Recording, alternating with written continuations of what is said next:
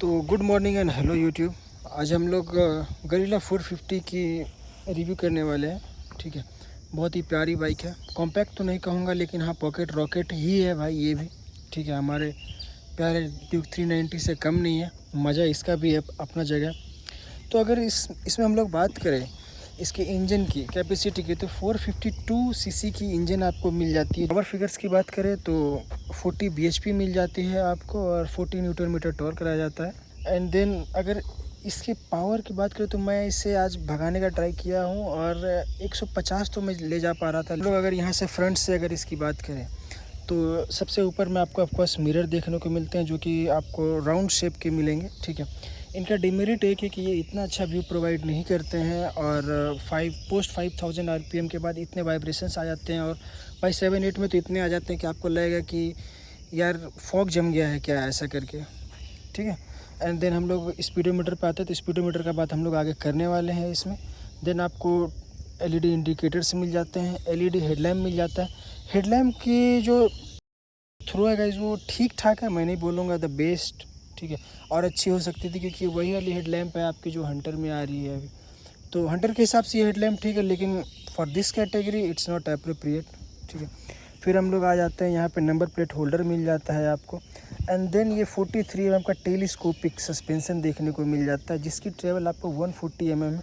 ये आपको फील होगी जब आप बड़े बड़े बम्प्स, लंबे लंबे बम्प्स पे जब आप सड़कों पे चलोगे ना, तो गाड़ी जंप करती है। ठीक है, तो उसमें आपको फील होगा कि हाँ यस सस्पेंशन इज स्टिफ। तो उसका भी एक अलग रीज़न है कि आपको कॉर्नरिंग, बैलेंसिंग वगैरह थोड़ा बेहतर मिलता है ऑफ कोर्स। तो वो चीज़ें इतने हाई स्पीड स्टेबिलिटी भी अच्छी मिलती है आपको इसी हार्ड सस्पेंशन की वजह से। देन यहाँ पे फिर हम लोग आ जाते हैं, तो ये एक हार्ड प्लास्टिक का मिल जाता है आपको मडगार्ड। ठीक है, देन टायर्स की बात करी गई तो 120/70 और ये जो रिम साइज आता है इसका 17 इंच आता है। तो ये मतलब अच्छा काम करता है, मैं नहीं बोलूँगा बेस्ट है। ठीक है, और अच्छे टायर्स हो सकते थे, लेकिन इसको ड्यूअल पर्पस के लिए बनाया गया है, तो इसलिए ये ठीक है। ओके, देन हम लोग फ्रंट डिस्क की बात करें तो ये 310 mm का है। ठीक है, काफ़ी अच्छी बाइक है, मैं ये नहीं बोलूँगा कि बहुत अच्छी है। ठीक है, लेकिन मोर देन सफिशियंट है। ठीक है, आप इसको अपग्रेड कर सकते हो, आप सेरेमिक ब्रेक पैड वगैरह डाल के कुछ भी करके आप इसको अपग्रेड कर सकते हो। बाई ब्रेक के आपको ब्रेक देखने को मिल जाता है।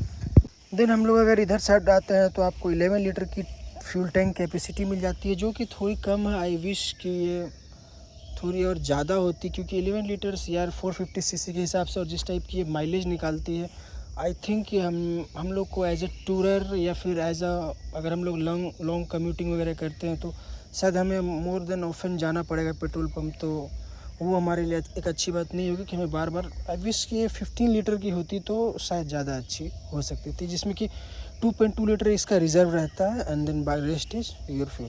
देन हम लोग को रेडिएटर मिल जाता है। ये अच्छा, ये गाड़ी लिक्विड कूल्ड इंजन के साथ आती है, तो ये बहुत अच्छी बेनिफिट हो जाती है कि आप इसको लॉन्ग डे एकदम रेव करते रहो, नो प्रॉब्लम। और इंजन भाई इसका इसी टाइप से डिज़ाइन किया गया है कि मतलब आपको मार्वलेस फील देने के लिए। देन ऑफकोर्स इंजन आ जाता है। ठीक है, देन आपको रियर ब्रेक मिल जाता है, फुटरेस्ट मिल जाता है, काफ़ी रिलैक्स पोजीशन है। एंड देन आपका यहाँ पे एक गोरिल्ला की एक बैजिंग मिल जाती है, बहुत अच्छी लगती है देखने में। एग्जॉस्ट नोट काफ़ी प्यारा है। ठीक है, अभी मैं सुनाऊंगा एग्जॉस्ट नोट भी आप लोगों को। देन हम लोग यहाँ रियर में आ जाते हैं, तो ये एडजस्टेबल मोनोशॉक दिया गया है। ठीक है, जिसकी ट्रेवल आपको मिल जाती है।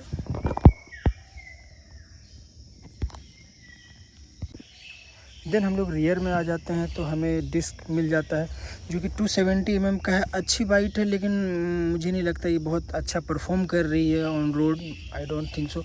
टायर की बात करें तो 160/60, ये भी रिम जो है ये आपका 17 इंच के साथ आता है। टायर की ग्रिप बहुत अच्छी है। ठीक है, लेकिन मैं बोलूँगा कि अगर आप लोगों को कॉर्नर वगैरह करने हैं, हार्ड को राइडिंग करने है, तो आप टायर अच्छा डलवा सकते हैं, क्योंकि आपके पास जो ड्यूअल पर्पस टायर है, तो इसको उस टाइप से डिज़ाइन नहीं किया गया है कि आप बहुत ज़्यादा हार्डकोर कॉर्नरिंग वगैरह कर सकें। ठीक है, लेकिन हो जाएगा, इसमें भी हो जाएगा, नो प्रॉब्लम। देन आपको नंबर प्लेट यहाँ पे देखने को मिल जाता है। ठीक है, देन यहाँ पे LED इंडिकेटर्स देखने को मिल जाते हैं। देन यहाँ पे आपको एक ग्रैब रेल देखने को मिल जाए, जो कि काफ़ी ठीक है, अगर आप बैठोगे तो आपको लगेगा हाँ ठीक है पकड़। देन यहाँ पे सारी गार्ड मिल जाता है। देन चैन कवर मिल जाता है।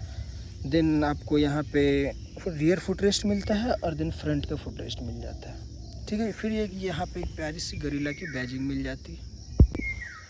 और गाइस अगर हम लोग बात करें तो ये स्लीपर क्लच के साथ आती है, तो व्हील स्किड होने का चांसेस वगैरह कुछ नहीं है आपको, ठीक है। आप हार्ड शिफ्ट कर सकते हो, पर मतलब मुझे ऑफ रोड में थोड़ी बहुत प्रॉब्लम हो रही थी, क्योंकि जब भी मैं शिफ्ट कर रहा था तो टायर स्किड हो रही थी ऑफ रोड में, ठीक है। तो उतना मैनेजेबल है, फ़न करने के लिए भी ठीक है, ओके।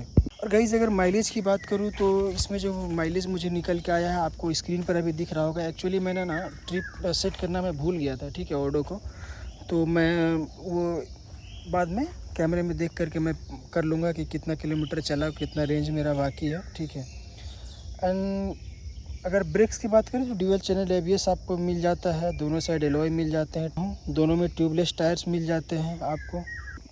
चेसी की बात करें तो स्टील टेबुलर फ्रेम देखने को मिल जाता है आपको। और इसकी वेट की बात करें गाइस तो 185 kg कर्ब वेट है। एंड सीट हाइट की बात अगर आप लोग करोगे तो वो 780 mm है। ग्राउंड क्लियरेंस इसका 169 mm है। मैं सोच रहा हूँ 1 mm क्यों छोड़ा भाई, वो भी ईजी हो जाता है याद करने में, 170 mm क्या।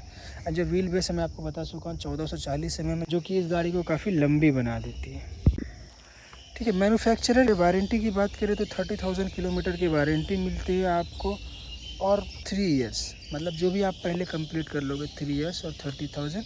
तो अब बात कर लेते हैं भाई इसके वेरिएंट की, ठीक है। बेसिकली 3 वेरिएंट आते हैं आपके, एनालॉग, डैश और फ्लैश।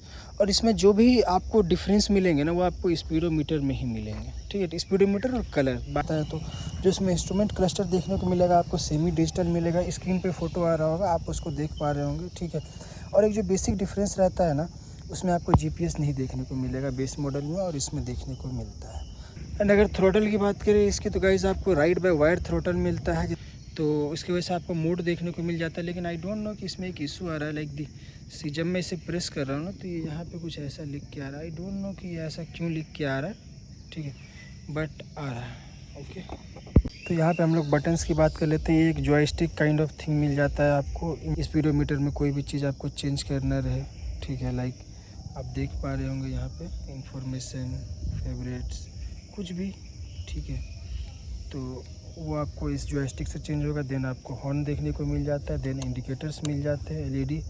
देन आपको एक स्विच मिलती है जो कि आपको ये पासिंग स्विच हो जाता है, ये लो बीम है, एंड देन ये हाई बीम हो जाता है, ठीक है। देन हम लोग इधर आते हैं तो हमें एक किल स्विच देखने को मिल जाता है जो कि ये ऑन होगा, एंड देन इसको स्टार्ट करने के लिए आपको और इधर जाना पड़ेगा। ये मोड के बटन मिल जाते हैं, मोड में पहले आपको दिखा चुका हूँ। ये देखो कुछ इशू आ रहा है, इसके वजह से मैं करके नहीं दिखा पा रहा, ठीक है।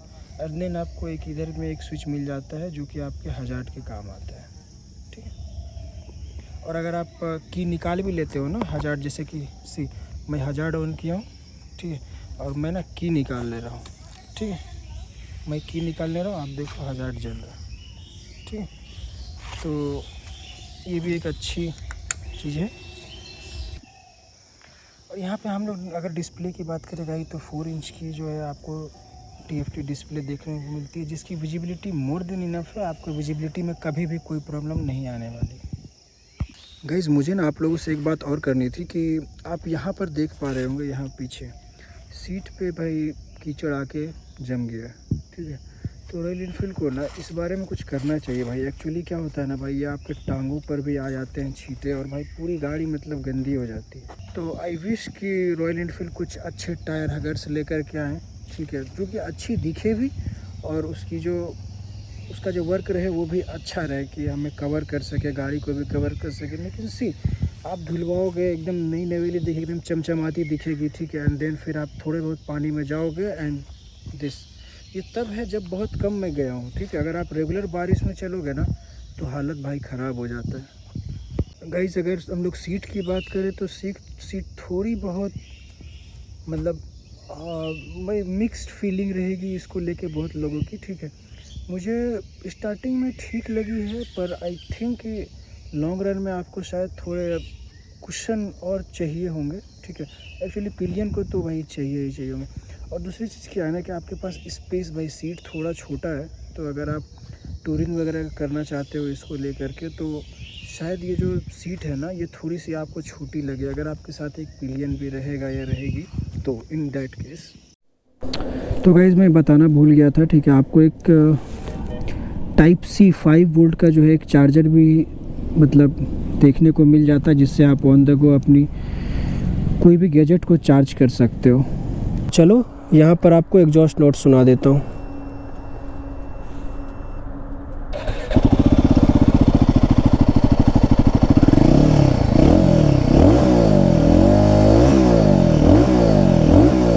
भाई काफ़ी बूमी साउंड है, मतलब जब आप इसको थ्रॉटल आउट कर देंगे मतलब ये फील दिलाएगी आपको कि ये पावरफुल है। और एक ना सुई सुई करके एक आवाज़ आती है भाई, जब आप गियर शिफ्ट करोगे ना, इतनी प्यारी लगती है ना, वो इतनी प्यारी लगती है।